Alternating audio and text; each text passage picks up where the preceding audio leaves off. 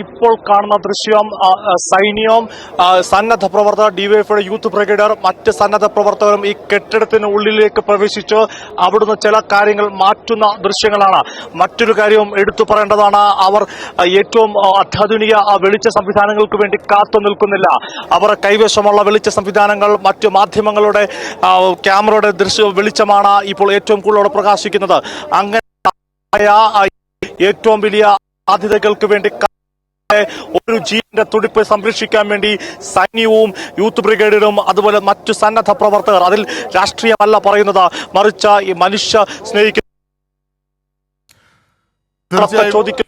മറ്റ് അടുത്ത് നിൽക്കുന്ന സന്നദ്ധ പ്രവർത്തകരും മാറി നിൽക്കുന്ന സന്നദ്ധ പ്രവർത്തകരും അവർ ചോദിച്ചുകൊണ്ട് അവർ ആ ആയുധങ്ങൾ മേടിച്ചുകൊണ്ട് ഈ കെട്ടിടത്തിന്റെ ഉള്ളിലേക്ക്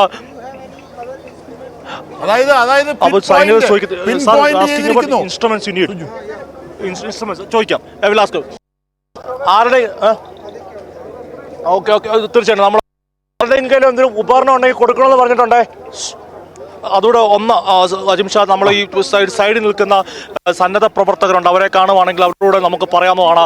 എന്തായാലും ഇപ്പോൾ സൈന്യം ചോദിക്കുന്നത് ഇവിടെ നിൽക്കുന്ന ആരുടെങ്കിലും കയ്യിൽ ഏതെങ്കിലും ഇൻസ്ട്രുമെന്റ് കയ്യിലുണ്ടോ, അതുണ്ടെങ്കിൽ തരൂ, ഞങ്ങൾ തെരച്ചിൽ നടത്താം എന്നാണ് സൈനിക ഉദ്യോഗസ്ഥൻ വന്ന് സംസാരിക്കുന്നത്. പോലീസ് ഉദ്യോഗസ്ഥരുണ്ട്, യുവജന പ്രവർത്തകർ, അവർ സന്നദ്ധ പ്രവർത്തകർ, ട്രെയിൻഡ് ആയിട്ടുള്ള ഉൾപ്പെടെയുള്ളവർ അവരുടെ ജീവൻ പണയം വെച്ചുകൊണ്ട് ഈ നിമിഷം ഇപ്പോൾ കാണുന്ന ദൃശ്യങ്ങളിൽ വ്യക്തമാണ്. അവർ ആ കെട്ടിടത്തിന്റെ ഉള്ളിലേക്ക് പ്രവേശിക്കുകയാണ്. ഇപ്പോൾ മൂന്നാമത് നടത്തിയ തിരച്ചിലിന്റെ റഡാർ പരിശോധനയുടെ ഫലം നമുക്ക് ലഭ്യമായിട്ടില്ലെങ്കിലും ഇതിൽ നിന്നൊക്കെ ശുഭസൂചനയായിരിക്കാം ഒരു പക്ഷേ ലഭിക്കുന്നത്. അതായിരിക്കാം അവർ ഉള്ളിലേക്ക് പരിശോധന സാധ്യതയുള്ള ഒരു പോർക്കറ്റ് ഉണ്ടാകാൻ സാധ്യതയുള്ളിടത്തായിരിക്കാം സാധാരണഗതിയിൽ ഈ 2.5 മീറ്റർ അടിയിലും 7.5 മീറ്റർ ചുറ്റളവിലും ഒരു റേഡിയസിലും ഒരു മനുഷ്യ ജീവനോ അല്ലെങ്കിൽ ഒരു ജീവന്റെ തുടിപ്പുണ്ടാകാൻ സാധ്യതയുള്ളത്. ഇപ്പോൾ നമ്മൾക്ക് അവിടെ വെളിച്ച സംവിധാനം ഏർപ്പെടുത്തുന്ന കാണാം. ആ വെളിച്ച സംവിധാനത്തിന് പോലും കാത്തിരിക്കാതെയാണ് തങ്ങളുടെ ജീവൻ പണയം വെച്ചുകൊണ്ട് അതിനുള്ളിൽ ആ കെട്ടിടത്തിന്റെ അവസ്ഥ നമ്മൾ വെളിച്ചമുള്ളപ്പോൾ ആ കെട്ടിടത്തിന് മുൻവശത്ത് നിന്നുകൊണ്ട് റിപ്പോർട്ട് ചെയ്തുകൊണ്ട് ആ കെട്ടിടം എത്രമാത്രം നീലിമ ഒരുപക്ഷെ എന്നോട് പറഞ്ഞിരുന്നു അവിടെ നിന്ന് മാറി നിൽക്കാമോ എന്ന്. അതുകൊണ്ട് ഇപ്പോൾ സന്നദ്ധ പ്രവർത്തകർക്ക് അവർക്ക് സമാഹരിക്കാവുന്ന ആയുധങ്ങൾ അതെടുത്തുകൊണ്ട് ആ അച്ചടക്കത്തോടെ സന്നദ്ധ പ്രവർത്തകരും സൈന്യവും അവർ ഒരുമിച്ച് ഒരു മനസ്സോടെ തിരച്ചിൽ നടത്തുകയാണ്. അതിനുള്ള അവർക്ക് ലഭ്യമാകുന്നത് നമുക്കറിയാം, കിലോമീറ്ററുകൾ നടന്ന് വാഹനങ്ങൾ എത്താൻ വലിയ ബുദ്ധിമുട്ടാണ് സ്ഥലത്തേക്ക്. അത്തരം സ്ഥലത്തേക്ക് വാഹനങ്ങൾ എത്തിക്കേണ്ടിട്ടുണ്ട്.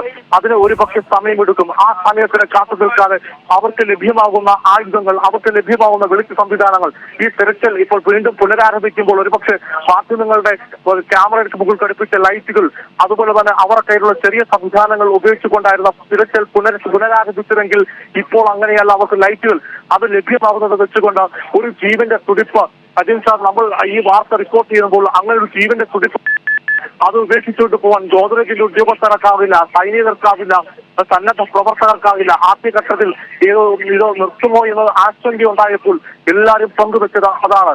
ഇപ്പോഴിതാ വീണ്ടും പുനരാരംഭിച്ചുകൊണ്ട് അപകടം സാധ്യതയുള്ള ആ കെട്ടിടത്തിനുള്ളിലേക്ക് ഇറങ്ങി പരിശോധിക്കുകയാണ്. നമ്മൾ ആലോചിച്ച് നോക്കുക, ഒരു ജീവന്റെ തുടിപ്പ് അത് മനുഷ്യന്റെ ആണെന്ന് പോലും തീർച്ചയില്ല. എന്നിരുന്നാൽ പോലും ഒരു ജീവന്റെ തുടിപ്പാണ് അവിടെ ഉള്ളത്. ആ തുടിപ്പ് അത് ശ്വാസോച്ഛാരമുണ്ട്. അത് കൃത്യമായി അതിന്റെ ഗവൺമെന്റ് കണ്ടെത്തിയിട്ടുണ്ട്. അത് ഉറപ്പുവരുത്തുമ്പോൾ ഉപേക്ഷിച്ച് പോകാൻ തിരികെ വന്ന് പരിശോധിക്കുകയാണ്. നമ്മൾ ഇത് പറയുമ്പോഴും മറ്റ് 2 നായ്കളെ പറ്റി പറഞ്ഞു. അവരും ഈ ഇപ്പോഴത്തെ മനുഷ്യനോടൊപ്പം നിൽപ്പുണ്ട്. കാരണം അവരും വളരെ അച്ചടക്കത്തോടെയാണ്. അതും ഈ സമയത്ത് പറയേണ്ടതാണ്, മാറി നിന്നുകൊണ്ട് നമ്മളൊപ്പം സഹകരിച്ചുകൊണ്ട് നിൽപ്പുണ്ട്. എന്തായാലും ഒരു ജീവന തുടിപ്പൻ്റെ ഉണ്ട് എന്നാണ് റഡാർ സംവിധാനം അവരുടെ ശാസ്ത്രീയമായ പരിശോധനയിൽ പറയുന്നത്.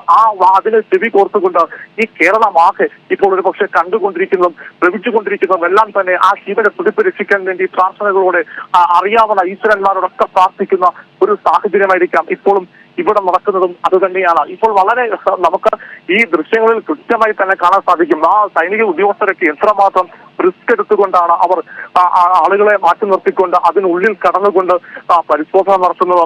വളരെ തികച്ചും നമുക്കൊരു രക്ഷാ ദൗത്യം എന്ന് പറയുമ്പോൾ അതിന്റെ ഒരു കാഠിന്യമുള്ള ഇതുകൂടിയാണ്. കാരണം ഈ കെട്ടിടം അതിന്റെ ഒരു സാഹചര്യം നമ്മൾ തീർത്തുമ്പോൾ ഈ ദൃശ്യങ്ങൾ കാണാൻ സാധിക്കും. അതിന് മുമ്പിൽ നിന്നുകൊണ്ട് അവർ അതിനുള്ള ക്രമീകരണങ്ങൾ ഏർപ്പെടുത്തുന്നത്. ആ ദൃശ്യങ്ങളിൽ നമുക്ക് സന്നദ്ധ പ്രവർത്തകരെ കാണാം, സൈനിക ഉദ്യോഗസ്ഥരെ കാണാം, എല്ലാവരെയും സഹകരണത്തിൽ കൂടെ നടത്തുന്ന ഒരു വലിയ ഒരു രക്ഷാ ദൗത്യം അതാണ് അവർ ചെയ്യുന്നത്. വളരെ മാതൃകാപരമായ ഒരു പ്രവർത്തനം. ആ കെട്ടിടത്തിനുള്ളിലേക്ക് ചില ആളുകൾ പ്രവേശിക്കുന്ന കാഴ്ചയുണ്ട്. അതിന് മുമ്പിൽ നിന്നുകൊണ്ടാണ് ഇവരിപ്പോൾ എടുക്കുന്നു ലൈറ്റുകൾ പ്രകാശിപ്പിച്ചുകൊണ്ട്. എന്തായാലും ഈ ദൗത്യം മുന്നോട്ട് കൊണ്ടുപോവുകയുള്ളൂ. അജിംഷാദ് പറഞ്ഞ പോലെ കേരളത്തിന്റെ മുഖ്യമന്ത്രിക്കായാലും നമുക്കൊക്കെ എങ്ങനെ ഉറങ്ങാൻ സാധിക്കും? ഇന്ന് രാത്രി ഇങ്ങനൊരു ജീവന്റെ തുടിപ്പ് അവിടെ ഉണ്ട്. ശേഷം ആ തുടിപ്പ് അവിടെ ഉണ്ട് കേട്ടപ്പോൾ അവർക്കാർക്കും അത് പറ്റില്ല. അതുകൊണ്ടാണ് നമ്മൾ വീണ്ടും ഈ ദൗത്യം പുനരാരംഭിക്കുകയും അതിനായി തിരച്ചിൽ ആരംഭിക്കുകയും ചെയ്യുന്നത്. അവിടെ ഈ സന്നദ്ധ പ്രവർത്തകർ അതുപോലെ സൈനിക ഉദ്യോഗസ്ഥർ ഇവരെല്ലാം തന്നെ വളരെ കൃത്യതയോടുകൂടി അവരെല്ലാം തന്നെ ഒരുമയോടുകൂടി നടത്തുന്ന ഒരു തിരച്ചിലിന്റെ ആദ്യ മണിക്കൂറിൽ നമ്മളിവിടെ ഈ മുണ്ടക്കയിൽ എത്തുമ്പോൾ നമ്മൾ ഇന്നിവിടെ എത്തുമ്പോൾ ഒരു 4 മണി സമയം കൃത്യമായി ഓർമ്മയില്ല. ആദ്യം കേൾക്കുന്നു വളരെ റഡാർ പരിശോധന നടത്തിയെന്ന് പറഞ്ഞ് വളരെ വേഗത്തിൽ ഈ പ്രദേശവാസി സൈനിക ഉദ്യോഗസ്ഥർ ആരുണ്ട് ഇവിടെ എന്ന് ചോദിക്കുന്നു. ആൾ വിളിച്ചു വരുത്തുന്നു. അതിനുശേഷം വിവരങ്ങൾ ആരായുന്നു. ക്യാമറ ഈ മുകളിലെ നായയുടെ ഒന്ന് അത് കാണിക്കാൻ പറ്റുമെങ്കിൽ ഇപ്പോൾ ദൃശ്യങ്ങൾ അത് കടന്നുപോയി. നമ്മോടൊപ്പം തന്നെ ആ ദൃശ്യങ്ങൾ ഒരു വളരെ ദയനീയമായ ഒരു ദൃശ്യമുണ്ട്. ഈ കെട്ടിടത്തിന്റെ മുകൾ ഭാഗത്ത് ആ നായക്കുട്ടി വന്നിരിക്കൊണ്ട് ഈ ആളുകൾ തിരിച്ചിൽ നടത്തുന്നില്ല. അത് നമ്മൾ ആലോചിച്ചു വളരെ മനുഷ്യന്റെ ചരിത്രത്തിൽ ചേർത്ത് വെക്കേണ്ട ദൃശ്യങ്ങൾ കൂടിയാണിത്. ആ നായയും മനുഷ്യനുമായുള്ള ബന്ധം. കാരണം എല്ലാ മനുഷ്യരുണ്ട്, അവർക്ക് ബോധമുണ്ട്, ബുദ്ധിയുണ്ട്. പക്ഷെ നോക്കൂ, ആ നായ അന്ന് മുതൽ തന്നെ ഈ 4 ദിവസം നമ്മളെപ്പോലെ തന്നെ അവിടെ തുടരുകയാണ്. ഷട്ടറിന്റെ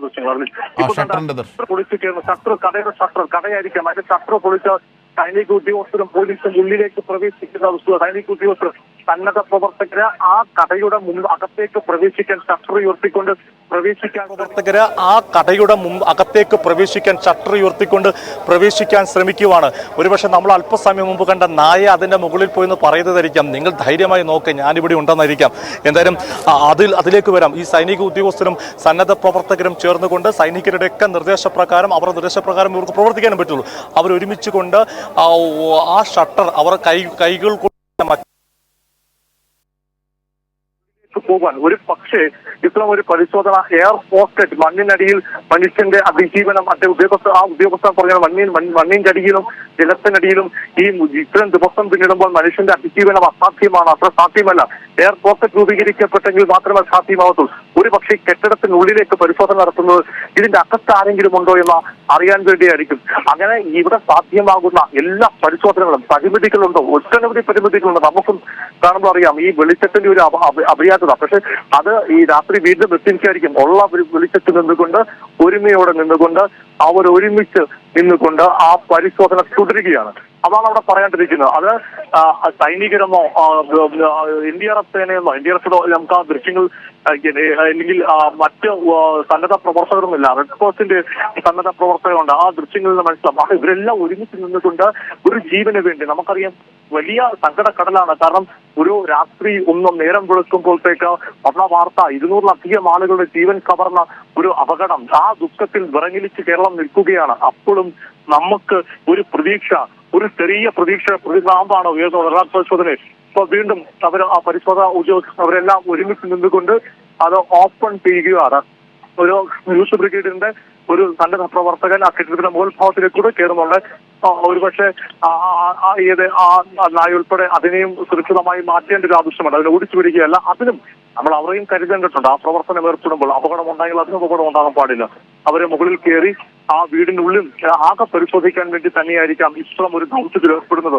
നമ്മുടെ ഈ സമയത്ത് ഈ കാര്യങ്ങൾ പറയുമ്പോൾ വലിയ ബിഗ് സല്യൂട്ട് നമ്മൾ ഈ സന്നദ്ധ പ്രവർത്തകർക്ക്, സൈനിക ഉദ്യോഗസ്ഥർക്ക്, നമ്മുടെ സൈന്യത്തിന് പ്രത്യേകിച്ചും. കാരണം 1947 തുടങ്ങിയ തുടർച്ചയാണ്. ഇന്ന് ലോകത്ത് അടയാളപ്പെടുത്തുന്ന കരുത്തുള്ള സൈന്യമായി നമ്മൾ മാറി. കഴിഞ്ഞ ദിവസങ്ങളിലൊക്കെ ബെയിലി പാല നിർമ്മാണത്തിലൊക്കെ സൈന്യം നമ്മോട് സഹകരിച്ചത്, സൈന്യത്തിന്റെ ആക്യുറസിയൊക്കെ നാം കണ്ടതാണ്.